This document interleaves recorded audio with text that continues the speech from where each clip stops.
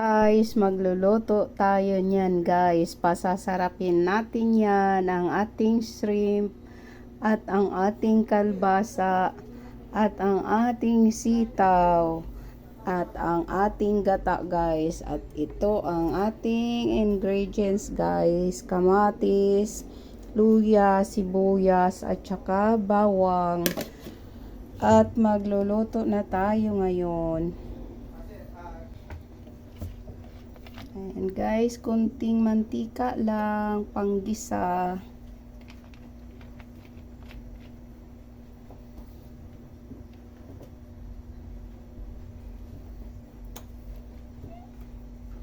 At ang ating bawang. Unahin natin yung ating bawang guys.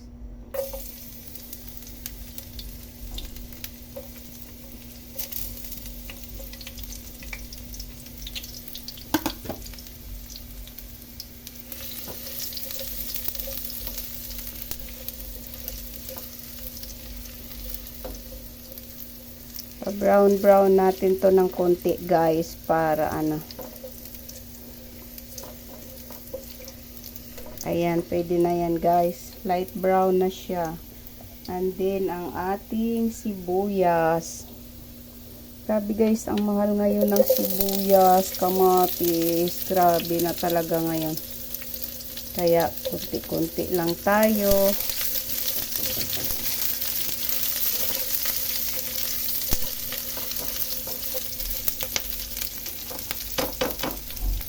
At ang ating kamatis guys at ang ating luya. Ayan guys.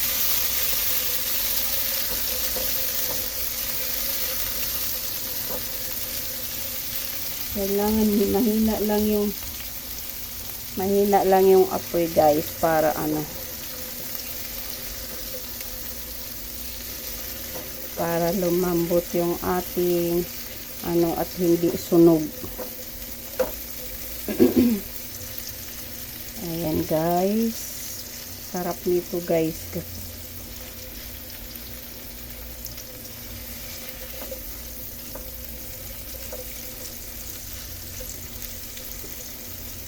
Takpan muna natin yung ating kamatis guys para ano, para lumambot siya. Ayan na guys, medyo lumambot na ang ating kamatis. Ngayon ilalagay na natin ang ating sitaw. Sitaw muna ang ilalagay natin. Ayan. Marami din pala, akala ko konti lang.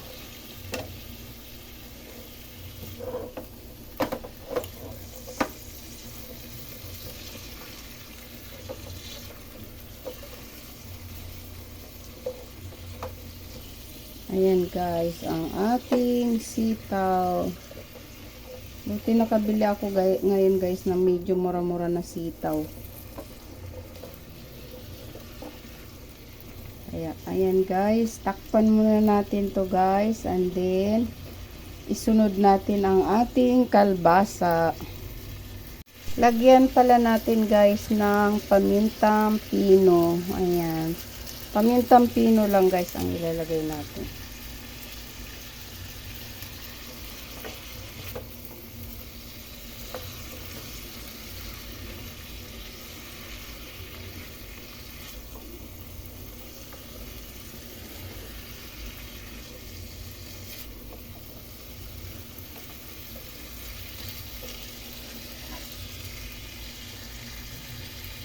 Takpan muna natin guys para hintay natin na medyo lumambot. Ayan na guys, nilagay na natin ang ating kalbasa. Ayan. Kaso tuyo talaga siya guys, so wala talagang kasabaw-sabaw. Bali, ang pangsabaw natin yan ay ang ating gata.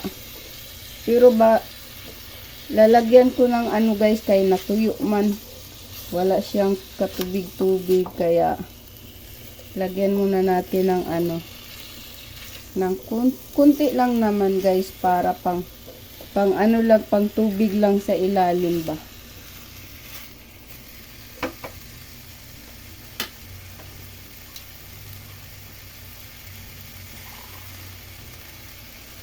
Ganito lang guys, so konting-konti lang. Para magkaroon lang siya ng tubig sa ilalim kay baka masunog. Ayan, tapos takpan muna natin yan guys hanggang sa lumambot ng konti ang ating kalbasa. Watch for more. Ayan na guys, kumulo na siya. Saglit lang naman to guys, maluto ang ating ang kalbasa. Kaya ilagay na natin yung ating gata. Ayan yung ating gata guys. Oh. Ayan.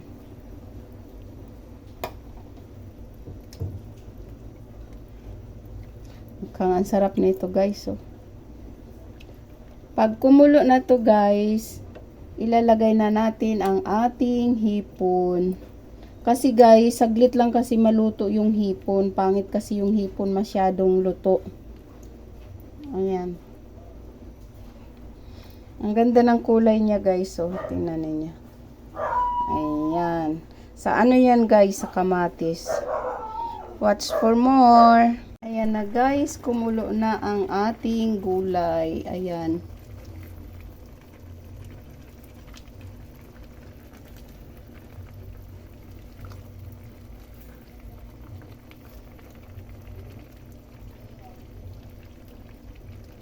Pero medyo matigas pa yung ating kalbasa guys. Ayan. Ngayon, ilalagay na natin ang ating hipon guys. Ayan guys, so tinanggalan ko lang siya ng Ayan.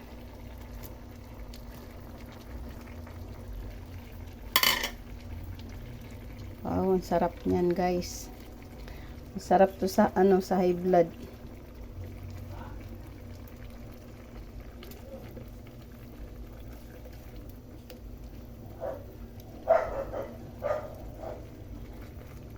Ayan guys, tapos takpan natin.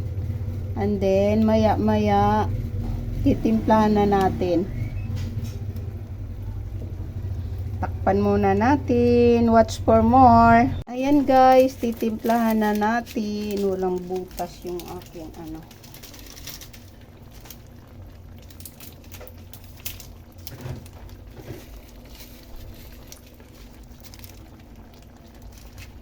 And then, ilalagay na natin ang ating sili guys. Dahil napakamahal ng sili ngayon. Kaya tipid tayo sa ating sili.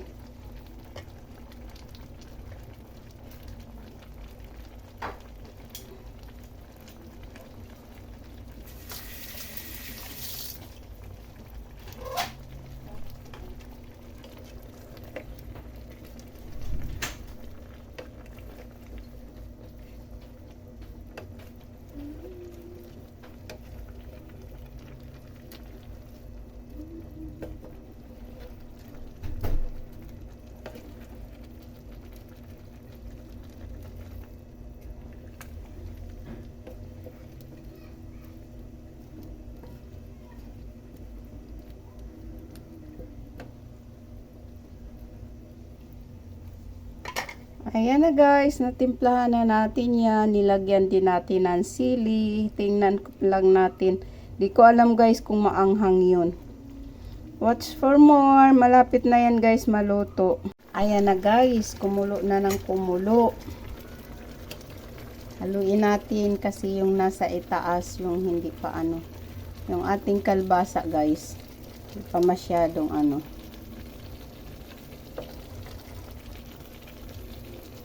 Ang ganda ng kulay ng sabaw niya guys. Oh. Ayan. Kakulo na yan guys. Tikman na natin. Excited na ako guys kumain. Parang ang sarap talaga nito. Ayan guys. Oh. Ang ganda ng kulay.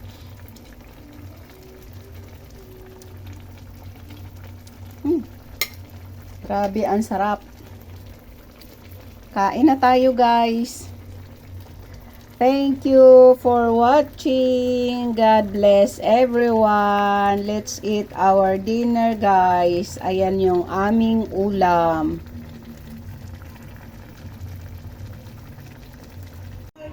Hi guys, ito nakakain na kami, kaya magsasandok na tayo. And I guess yun yung na-experience mo. Am I right? Ayan guys, so ang sarap. Marami namang magagandang nangyari no? Pagkatapos ng Endol. Maraming magagandang na bago like RJ and Lynette, you and Miko, Zoe and Annalyn. Ayan guys, Sana nga po pati si Mama. ang sarap.